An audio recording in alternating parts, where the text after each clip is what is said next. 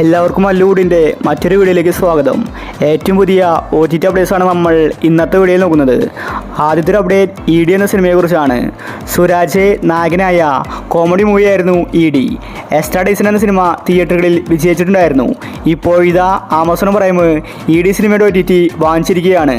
ജനുവരി last വീക്കിൽ Amazon പ്രൈമിൽ ED cinema റിലീസുണ്ട്. ജനുവരി 31-നായിരിക്കും സിനിമയുടെ release. അടുത്തൊരു അപ്ഡേറ്റ് കപ്പ് എന്ന സിനിമയെക്കുറിച്ചാണ്. മാത്യു തോമസ് നായകനായ സിനിമയായിരുന്നു കപ്പ്. സിനിമ തിയേറ്ററുകളിൽ പരാജയപ്പെട്ടു. നമിത പ്രമോദ്, ബേസിൽ, അനിക തുടങ്ങി ഒരുപാട് പേര് സിനിമയിൽ അഭിനയിച്ചിട്ടുണ്ട്. ഇപ്പോഴിതാ സൈനാപ്ലേ കപ്പ് എന്ന സിനിമയുടെ OTT വാങ്ങിച്ചിരിക്കുകയാണ്. ജനുവരി 31-ന് സൈനാപ്ലേയിൽ കപ്പ് എന്ന സിനിമ റിലീസാകുമെന്ന റിപ്പോർട്ടാണ് വന്നിരിക്കുന്നത്. അടുത്തൊരു അപ്ഡേറ്റ് വാതിൽ എന്ന സിനിമയെക്കുറിച്ചാണ്. ഇതൊരു ത്രില്ലർ സിനിമയാണ്. വിനയ് ഫോർട്ടാണ് സിനിമയിലെ നായകൻ. തിയേറ്ററുകളിൽ പരാജയപ്പെട്ട സിനിമയായിരുന്നു വാതിൽ. ഈ ഒരു ത്രില്ലർ സിനിമയുടെ OTT ഇപ്പോൾ മനോരമ മാക്സ് വാങ്ങിച്ചിരിക്കുകയാണ്. കമ്മിങ് സൂൺ എന്ന പോസ്റ്റർ പുറത്തിട്ടിട്ടുണ്ട്. അഞ്ജലി, അനുസിത്താര, വിനയ് ഫോർട്ട് ഇവരാണ് സിനിമയിൽ അഭിനയിച്ചിരിക്കുന്നത്. ഒരു പക്ഷേ അടുത്ത ആഴ്ചയായിരിക്കും വാതിൽ സിനിമ റിലീസാവുന്നത്. അടുത്തൊരു അപ്ഡേറ്റ് മാർക്കോ സിനിമയുമായി ബന്ധപ്പെട്ടതാണ്. ഹിന്ദി, തമിഴ്, തെലുങ്കു എല്ലായിടത്തും ഹിറ്റായ സിനിമയായിരുന്നു മാർക്കോ. സിനിമയ്ക്ക് ഗംഭീര റെസ്പോൺസാണ് ലഭിച്ചിട്ടുണ്ടായിരുന്നത്.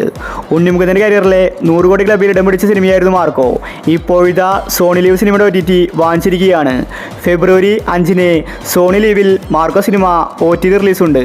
അടുത്തൊരു അപ്ഡേറ്റ് ഐഡന്റിറ്റി എന്ന സിനിമയുമായി ബന്ധപ്പെട്ടതാണ്. 2025-ലെ ആദ്യത്തെ സിനിമയായിരുന്നു ഐഡന്റിറ്റി. തൃഷ, ടോവിനോ തോമസ് ആണ് സിനിമയിൽ അഭിനയിച്ചിരിക്കുന്നത്.